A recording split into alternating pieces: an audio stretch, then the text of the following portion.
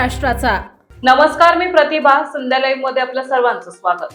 श्री शिवाजी शिक्षण प्रसारक मंडळ सासवड संचलित Jijamata high school and junior college Jejuri तालुका पुरंदर जिल्हा पुणे या विद्यालय संस्थेचे विशेष मार्गदर्शक ISI अधिकारी डॉक्टर राजेंद्रजी जगताप साहेब यांच्या वाढदिवसानिमित्त विद्यार्थ्यांसाठी व्यावसायिक आणि करिअर मार्गदर्शन कार्यक्रमाचे आयोजन करण्यात आले होते। या कार्यक्रमात प्रमुख मार्गदर्शक म्हणून माननीय विजय कचरे आणि माननीय प्राध्यापक जयंत पानगुडे यांनी विद्यार्थ्यांना मार्गदर्शन केले। यावेळी विद्यार्थ्यांनी करिअर निवडताना स्वतःची आवड, क्षमता आणि समाजाच्या गरजा ओळखून निर्णय घ्यावा असे मार्गदर्शन करण्यात आले। कोणत्याही क्षेत्रात यश मिळवण्यासाठी कठोर परिश्रम, सातत्य आणि योग्य नियोजन आवश्यक असल्याचंही त्यांनी सांगितले। करिअर निवडताना विद्यार्थ्यांनी आपल्या आवडीचा विषय निवडावा। शिक्षणाबरोबर कौशल्य विकासावर भर देणे आवश्यक असून त्यासाठी स्वअभ्यास, विविध पुस्तके वाचन आणि तज्ञांचे मार्गदर्शन घेणे महत्त्वाचे असल्याचं त्यांनी सांगण्यात आले। विज्ञान, कला, वाणिज्य आणि विविध शाखांमधील शिक्षणाच्या संबंधित माहिती देण्यात आली। विशेषतः वैद्यकीय क्षेत्रात प्रवेश घेऊ इच्छिणाऱ्या विद्यार्थ्यांनी नीट परीक्षेसाठी फिजिक्स, केमिस्ट्री आणि बायोलॉजी या विषयावर विशेष लक्ष केंद्रित करावे असेही मार्गदर्शन करण्यात आले।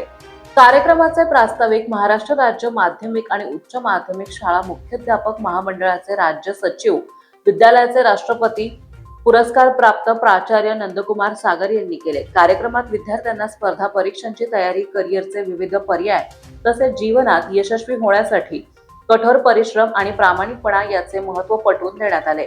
कार्यक्रमाचे सूत्रसंचालन सागर चव्हाण यांनी केले तर आभार सोमनाथ उबाळे यांनी मानले। कार्यक्रमाचे नियोजन पर्यवेक्षिका लीना पायगुडे, शाळा समन्वयक प्रल्हाद गिरमे, माध्यमिक विभाग प्रमुख बाळासाहेब जगताप, सोनबा दुर्गाडे, किरण मोडक, योगेश घोरपडे, कैलास सोनवणे, जयसिंग वासवे, सुरेश शिंदे, पांडुरंग भांड, अमोल राणे, महेश खाडे, श्वेतांबर बेलसरे, संदीप भोग, वैष्णवी पवार, अजय जगताप, राहू हरळे, पूनम बाठे, शोभा शिंदे, सोनाली कोसे यांनी केले। कार्यक्रमाला विद्यार्थी आणि शिक्षक मोठ्या संख्येने उपस्थित होते। बुद्धिमत्तेच्या बाबत वापरलेली तीच थेरी आता या नवीन शैक्षणिक धोरणाचा पाया आहे।